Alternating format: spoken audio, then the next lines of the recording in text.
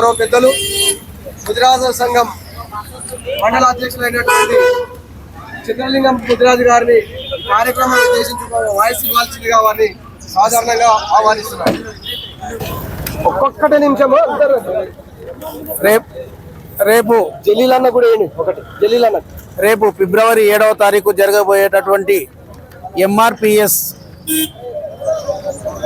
లక్ష డప్పులు 1000 గొంతుకల కార్యక్రమానికి మరి రాష్ట్ర వ్యాప్తంగా ఒక జిల్లా వ్యాప్తిగా కాదు రాష్ట్ర వ్యాప్తంగా మద్దతు తెలుపుతున్నటువంటి ఎంఆర్పిఎస్ అభిమానులకు మరియు ఎంఆర్పిఎస్ నాయకులకు యువకులకు మరియు యువ నాయకులకు అందరికీ నమస్కారం తెలియజేసుకుంటూ రేపు వికారాబాద్లో జరగబోయే ఈ కార్యక్రమానికి లక్ష డప్పులు 1000 గొంతుకలు ఈ కార్యక్రమాన్ని దిగ్విజయం చేయాలని మరి మందకృష్ణ గారి ఆధ్వర్యంలో మరి జిల్లా నాయకుల ఆధ్వర్యంలో జరగబోయేటటువంటి ఈ కార్యక్రమం చాలా గొప్పది. మరి ఎందుకంటే కేవలం ఎంఆర్పిఎస్ కార్యకర్తలకు ఎంఆర్పిఎస్ మాదిగలకు మాత్రమే కాకుండా అన్ని వర్గాల వారికి ఇది తోడ్పాటు అవుతుంది. ఎందుకంటే ఈ ఉద్యమం ఒక్క మాదిగలకే కాదు ప్రతి కుల సంఘానికి అభివృద్ధి కొరకు తోడ్పడుతుందని మనస్ఫూర్తిగా నమ్ముతూ మరి ఈ యొక్క కార్యక్రమానికి కేంద్ర ప్రభుత్వం కూడా మద్దతు తెలిపినప్పుడు మరి రాష్ట్ర ప్రభుత్వం కూడా మద్దతు తెలపాల్సి ఉంది. కానీ మరి వాళ్ళు ఏదో నిమ్మకు నీరెత్తినట్టు ప్రవర్తిస్తున్నారు కాబట్టి దాన్ని దృష్టిలో ఉంచుకొని రాష్ట్ర ప్రభుత్వం ఖచ్చితంగా దీన్ని సరియైన డిమాండ్లు కాబట్టి సరియైన కోరికలు కాబట్టి అందరికీ న్యాయం జరిగే విధంగా చేయాలని మనస్ఫూర్తిగా కోరుకుంటూ ఈ కార్యక్రమాన్ని థ్యాంక్ యూ అన్నగారికి. ఇప్పుడు మరో మన ముదిరాజు బిడ్డ అయినటువంటి మరి అలాగే మండలాధ్యక్షులు లేరు, వారి స్థానంలో జిల్లా కార్యవర్గంలో పనిచేస్తున్నటువంటి గాదె మైపాల్ అన్న గారు ఒక నిమిషం మరి సందేశం ఇవ్వాల్సిందిగా, ఒకటే నిమిషము ఈ కార్యక్రమం గురించి క్లుప్తంగా మాట్లాడాల్సిందిగా కోరుతున్నాను. రోజు ఏదైతే లక్ష డప్పులు 1000 గొంతుకల కార్యక్రమాన్ని జనవరి 7వ తారీఖు రోజు నిర్వహిస్తున్నటువంటి ఈ కార్యక్రమాన్ని అన్ని బడుగు బలహీన వర్గాలు కూడా దానికి మద్దతుగా తెలుపుతూ ఆ కార్యక్రమాన్ని దిగ్విజయం చేయవలసిన బాధ్యత ప్రతి ఒక్కరిపైన ఉన్నది. వాళ్ళు ఏదైతే న్యాయపరమైన డిమాండ్లు కొడుతున్నారో ఏబిసిడి వర్గీకరణకు మద్దతుగా ఈరోజు అందరూ కలిసికట్టుగా కార్యక్రమాన్ని దిగ్విజయం చేయాలి. కేంద్ర ప్రభుత్వం ఏదైతే నరేంద్ర మోడీ ప్రభుత్వము మద్దతు తెలిపినా కూడా ఇప్పుడు ఏదైతే అసెంబ్లీ నిర్వహిస్తున్నటువంటి మన రేవంత్ రెడ్డి సర్కారు కూడా ఎంబడే ఈ యొక్క న్యాయమైన డిమాండ్ని వాళ్ళ అసెంబ్లీలో ప్రతిపాదించి వాళ్ళు తగు న్యాయం చేయాలని కోరుచున్నాం.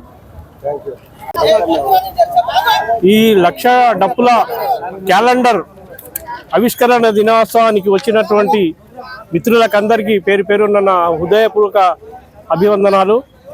మరి ఏదైతే మాదిగల ఈ ఏదైతే డిమాండ్ ఉందో న్యాయపరమైంది, వాళ్ళు న్యాయంగా వాళ్ళకు జరగాల్సిందే. మరి దీని విషయంలో రాష్ట్ర ప్రభుత్వం కూడా మంచి ఆలోచన చేసి ఇప్పుడు అసెంబ్లీలో కూడా బిల్ పాస్ చేసేటటువంటి అవకాశం ఉంది. తప్పకుండా వీళ్ళకు కేంద్ర ప్రభుత్వం కూడా దీన్ని ఆమోదించి వీళ్ళకు పూర్తిగా దేశం లోపలనే మంచిగా న్యాయం చేయాలని కోరుకుంటూ మరి ఉపన్యాసాన్ని లక్ష డప్పులు 1000 గొంతుగల పోస్టర్ ఆవిష్కరణకు వచ్చేసిన పెద్దలందరికీ వివిధ సంఘాల నాయకులకు అందరికీ మా ఎల్హెచ్పిఎస్ తరఫున కూడా మద్దతు తెలుపుతున్నాము.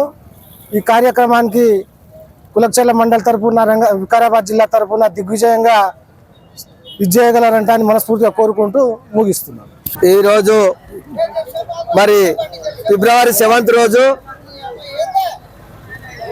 లక్ష డప్పులు 1000 గొంతుల కార్యక్రమాన్ని ఏదైతే మందకృష్ణ మాదిగ గారు తీసుకున్నారో సుదీర్ఘ 30 సంవత్సరాల పోరాటానికి ఫలితంగా మరి సుప్రీంకోర్టులో ఇది న్యాయమైందే చేయవలసిందే అనే మరి తీర్పు ఏదైతే వచ్చిందో దానికి అనుగుణంగా ప్రభుత్వాలు ఏది ఉన్నప్పటికీ ఈరోజు జాతీయ ప్రభుత్వం ఆమోదించింది అని అంటున్నాం. మనం ఆమోదించడం కాదు, అది ఒక న్యాయపరమైన చిక్కుకాడ మాత్రమే సాయం చేసినాము మేమనే విధంగానే ఉన్న తప్పితే వాళ్ళే అనుకుంటే ఈ కింది స్థాయి వాళ్లకు చేరవలసిన అవసరం లేదు.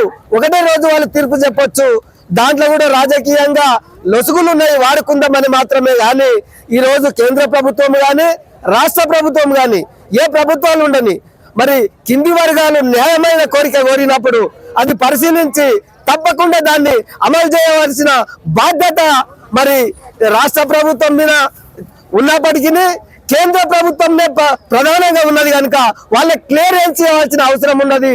ఇదే కాకుండా వాళ్ళు 30 సంవత్సరాల పోరాటము, న్యాయమైన పోరాటం అనేది యావత్ సమాజం గుర్తిస్తున్నది. ఈ రోజు మనకి లెక్కల ప్రకారం కూడా 53% ఉంటే దాంట్లో ఇంచుమించు 15% మరి మాల నుండి, మిగతా శాతం అంతా మాదిగలు ఉన్నారు. ఇప్పటికైనా ఆ విధంగానే గమనించవలసిన అవసరం ఉన్నది. అదే విధంగా ఇదే కోరిక కాకుండా మరి మనము ఇంకా కూడా మరి బీసీలో కూడా 55% ఉన్నారు.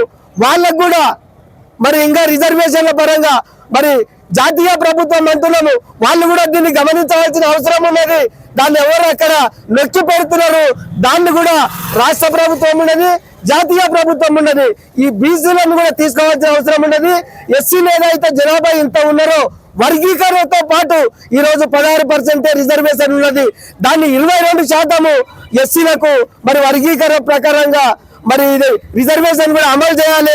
అది కూడా కేంద్ర ప్రభుత్వం వెంబడే దాన్ని రేపే ప్రకటించమనండి. రాష్ట్ర ప్రభుత్వాన్ని కూడా వాళ్ళు ప్రకటించిన అరగంటలోనే ప్రకటించవలసిన అవసరం ఉంటుంది. దాన్ని దృష్టిలో పెట్టుకొని మరి జాతీయ గవర్నమెంట్ ఏదైతున్నదో 22% ఇవాళ ఎస్సీలకు రిజర్వేషన్ ఫలాలు అందాలి. దానికి 15% ఉన్నది, దాన్ని కూడా అమలు చేయవలసిన అవసరం ఉన్నది. అదే విధంగా మరి ఎస్టీలకు ఏదైతున్నదో 6 ఉంటే ఈ రోజు 9 అమలు చేస్తున్నారు. మరి అదే బీసీలు 55% ఉంటే మరి 17% అమలు అవుతున్నది. 27% చెప్పినప్పటికీ దాన్ని కూడా 52% అమలు అయ్యేటట్లు ఆ ప్రభుత్వం ఈ ప్రభుత్వం అనకుండా మనమంతా కూడా ఇక్కడ ఉన్న బీసీలో అన్ని కులాలు కూడా నిన్ననే ఒకటి వరంగల్లో సభ జరిగితే ఒక్క సభ జరిగితేనే మరి చాలా మంది వ్యతిరేకిస్తున్నారు. ఆ ఏ వర్గం వారు వ్యతిరేకిస్తున్నారు, దానికి అనుగుణంగా మన బీసీల స్పందననే లేదు.